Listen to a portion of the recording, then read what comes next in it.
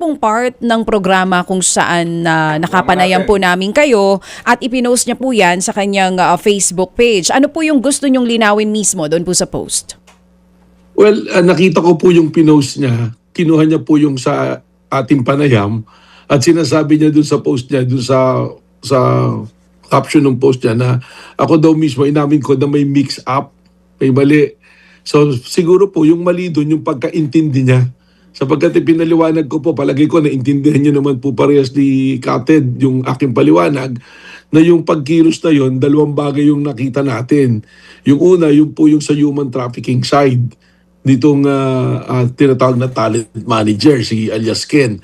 At yung pangalawa, nung nahuli na sila, lumabas yung plano na sinasabi nga po, pinangalanan si Congressman Jing Paras at siya na sinasabing siya ang nagpopondo sang-ayon kay Congressman Jing Paras. Ngayon, ang sinasabi ko po kasing mix-up doon, meron po kasing mga nag-report na ang pagkakaintindi, yung mga babaeng nahuli na yon ay dapat ipapain kay Executive Secretary Ralph Recto. Ang sinasabi po namin, nahuli sila doon sa human trafficking angle at hindi naman din po hinuli yung mga babae kundi ni-rescue. Ang nahuli po yung pong talent manager. At habang iniimbestigahan, lumabas na may plano pala na itong talent manager na to kausap ni Congressman Jing Paras para po gumawa ng iba't ibang istorya na character assassination. Kung maalala po ninyo, binanggit ko pa yung term na compromat. Gagawa sila ng fake affidavit, mga fake na video na wala naman pong katotohanan para lamang po sirain yung isang tao. Ano po ba yung gustong palabasin ni Mr. Leandro Leviste doon po sa kanyang post? Well, gusto niya pong palabasin na wala siyang kinalaman. Pero ako po, simple lang naman yung tanong. Dalawa lang po yung gusto kong itanong sa kanila kung ako yung magtatanong. Una po, tanong ko kay Congressman Jing Paras. Categorically ba sinasabi mo na hindi kayo nag-usap nitong taong nahuli? Na itong talent manager, si alias Ken, wala ba kayo talagang naging pag-uusap?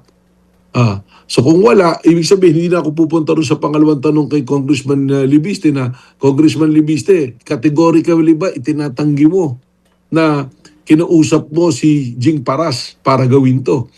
Ang dami ko na pong nakitang post at salita nila, hindi ko po nakita yung categorical denial sa nangyari po na yan, doon sa dalawang katanungan na yan. At yan po yung gusto namin itanong sa kanila. Oo, kaya lang mukhang hindi nyo nga po yun naitanong sa kanya dahil hindi po siya umapir doon po sa subpoena na ibinigay po ng inyong opisina. Tama po ba ito, Director? Hindi po umapil kasi po nagbiyahe umalis po. I want to confirm that kasi may mga lumalabas na balita na may nakakita daw po sa kanya sa airport at bumiyahe papunta ng Hong Kong. How true is this? Kailan po siya lumabas ng bansa?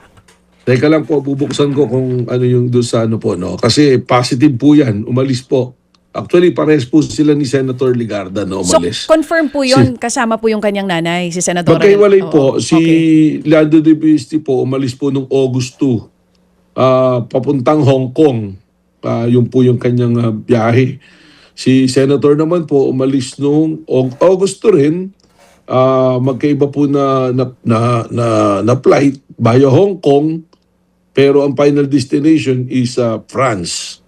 So yun po yung details na nandiyan, ano po. Kailan niyo po inilabas yung subpoena for Leviste, sir? Lunes po. Maaga pa po. Lunes pa po. Nauna po ito sa kanyang flight, tama po? Tama po. I'll just check the date po, DJ Chacha, Sige para sigurado po tayo. Oo, no, Monday, sir, is August 3, so mukhang nauna po yung paglabas niya ng po, bansa. yung ano niya. Pero it was already been made public nung Friday. Signed na po yung subpoena na ipapadala. Pero he was able to engage a lawyer. May lawyer po siya na in-engage. So kung umalis na po siya ng August 3 at na-receive yung subpoena, nakapakuha pa siya ng abogado. May pinasa pong sulat yung abogado niya sa amin. Ano pong nakalagay sa sulat, Director? Pares din po nung kay Kong Jing Paras na sinasabi dun sa sulat ang salita po nila kailangan makita nila yung mga ebidensya laban sa kanila. Yung po yung sinasabi. Ang problema po nito, fact-finding po ito Hindi pa naman po sila considered na may kaso, kakasuhan. Gusto namin magbigay linaw po sila doon po sa mga lumabas nga po na issue na ito. Kumbaga gusto rin namin po silang tulungan kung talagang hindi sila involved, dapat po siguro papanagutin natin itong mga tao na naglalamay po sa kanilang pangalan. Pero as we speak daw, marami na pong mga lumabas na ebidensya eh. So mas maganda po, umarap sila sa amin, sabi naman nila sa tamang forum, sa tamang panahon, umarap po sila dito sa NBI and we will confront them with the evidence that we have. We cannot give them the copy of those evidence kasi po, there is a memorandum circular ng DOJ, yung 048, na hanggat hindi po tapos yung investigasyon, we cannot release portions of the evidence that we have gathered. Oo. Director, ano exactly yung hinihingi? Is it just the affidavit or yung evidences na meron na kayo? Kung ano daw pong meron para makapagplano sila kung ano isasagot, ay fact-finding po to. Wala ka naman pong pagpaplanuhan pagka tinanong ka. Dahil ibig sabihin, based on your personal participation and recollection. So yun nga po, doon na lang po yung tanong. Kung ayaw nila pumunta po dito, sagutin na lang din nila sa page, pa Facebook po nila. Categorically ba, dinideny ni Jing Paras na nakausap niya tungkol sa planong ito, itong talent manager, at ito si Leandro Libisi naman po, categorically ba, dinideny niya na nag-usap sila ni Jing Paras tungkol dito. Para po magkaroon ng kaliwanagan. Director, para lang din po malinaw sa publiko, ano po yung pinagbabasihan ninyo na batas natin na meron na or the provision under NBI na hindi talaga po pwedeng ilabas yung mga ebidensya na meron kayo kung nanghihingi man po nito yung mga inaakusahan? Meron po nga yung memorandum circular number 48 po ng DOJ po. Nandoon po yan eh. Tapos decided case na po yan ng mga Supreme Court in Francisco versus Public Estate Authority. Yung po yung sinasabi dyan. Kasi tingnan nyo po, kung i-release namin sila, maaaring makapagtahi ng mga sagot eh. Hindi na po magiging spontaneous yung testimonya. Eh nung isang beses nga po, parang nung isang gabi, may nakita kong interview ng abogado nila, may sinasabi sila na iba daw, ang nag-approach daw, ito daw tong talent manager ang nag-approach kay Jing Paras para gawin tong plano na to. At humihingi daw ng 6 million. Tapos nakita na raw po nila yung mga affidavit na in-execute ng mga babae na nangyari pa raw 2022 hanggang 2025. So, medyo ginagawa na po ng anggulo. Gusto po namin, pumunta sila rito, we will confront them with the witnesses. Katunayan po, mas malalim na yung nalaman namin dito. Meron pong isang kilala na law office na involved dito, na pumasok dito sila yung maghahanda ng mga affidavit kuno, ng mga babae na ilalabas nila para magdemanda at mag-press-con. Isang law firm, but how many lawyers are we talking about? Apat na lawyers. And very soon, isasapubliko niyo po ito or hindi na? Isasapi na po namin sila. Papasapi na po namin yung mga lawyers na ito. Sa susunod na linggo na po ba ang sampina? Ito linggo ito. Today po, paparedy ko na yung sampina para po masampina sila. Pero how about ito pong si dating Congressman Jing Paras and Congressman Leandro Leviste? Paano po yun? Kung hindi sila nagpunta, may plano pa po ba kayo na ipasampina sila ulit? Ano pong next action nyo dito? Other chance kasi wala naman pong pasok din kahapon. Bagyo. Ipapatawag pa rin po ulit namin, parang sa August 11 po yata yung naging resetting noon. Pero kung hindi naman po sila pumunta, then they lose their opportunity to explain at sagutin yung mga ebidensya sanang i-confront namin sa kanila. Then eventually, kung ano po yung saan kami dadalhin ng ebidensya, kung kinakailangan mo yung mga kasuhan, gagawin po namin yun. And sa ngayon po, ang hawak lang ng NBI ay ang talent manager. Yun po mga babae ay napakawala na. Tama po ito? Nasa custody po ng DSWD po. Pag human trafficking po kasi ang kaso, ang mga victim po dito, they are treated victims, yung pong mga nare-rescue na tinatawag. And ang batas po natin, ang direction po is to turn over them to the social workers po. Oo. Ano pong plano natin dito sa talent manager? Is he going to be a witness, director, or paano po ba? May kaso na po siya ngayon dun sa, yung nasa sa human trafficking kung saan talaga siya na-apprehend. Then ngayon, he will be a witness dito po sa investigation na to. Ngayon po. Pero kung lalabas nga, sabi ko nga, kung lulutang po dito si Kong Jing Paras at si Kong Leandro Libiste at mapatunayan nagsisinungaling to, panibagong kaso po ang ihaharap natin sa kanila at sila po yung magiging complainant.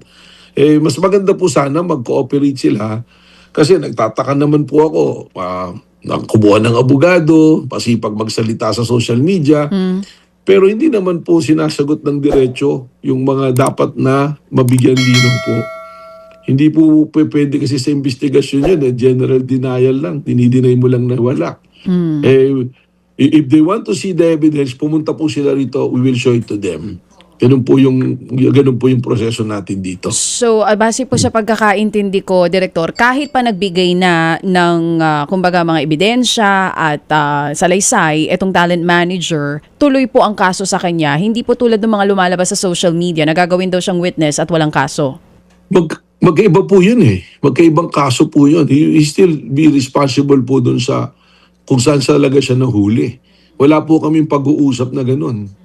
Katunayan, hanggang ngayon, nakadetain po siya because ang recommendation po ng inquest fiscal no bail po. May mga bago na po ba siyang impormasyon na naibigay po sa NBI? Nagbigay po siya ng additional na salaysay kahapon at hindi lang po siya, may mga iba na po kami mga testimonial evidence na gusto namin pong ipakita sa kanila kung gusto nila makita. And yung information that he shared yesterday, hindi pa po yun po pwede na ma-share sa publiko? Well, kasama na po rin, nagsalita po yung lawyer niya na sa kanya nga siya ngayon nagbulgar na may 4 na lawyers from one law office na na-identify po nitong talent manager. Oo. So talagang yung mga evidences na hawak nyo ngayon, matibay na may trap talaga na planong gawin, not just with ES Recto, maging sa iba pa nating matataas na opisyales.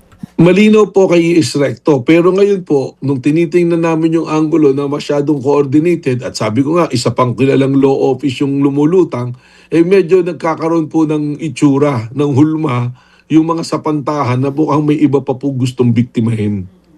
But right now, the evidences na hawak nyo is yung para po talaga kay ES Recto. Yung po mga Very clear po. Oo, yung mga officials na nababanggit ngayon sa mga media reports, there's DPWH Secretary Vince Dizon, John Vic Remulla and others, wala pa po tayong ebidensya tungkol po doon. Wala pa pong matibay, kundi ang sinasabi nga po natin dyan, nagkakaroon po ng hulma because of what are unfolding po. Opo. Kung ano po yung mga unti-unti nating nakikitang ebidensya. Oo. Direktor, last na lang on my side bago po yung iba pang mga katanungan ni Manong Ted dito.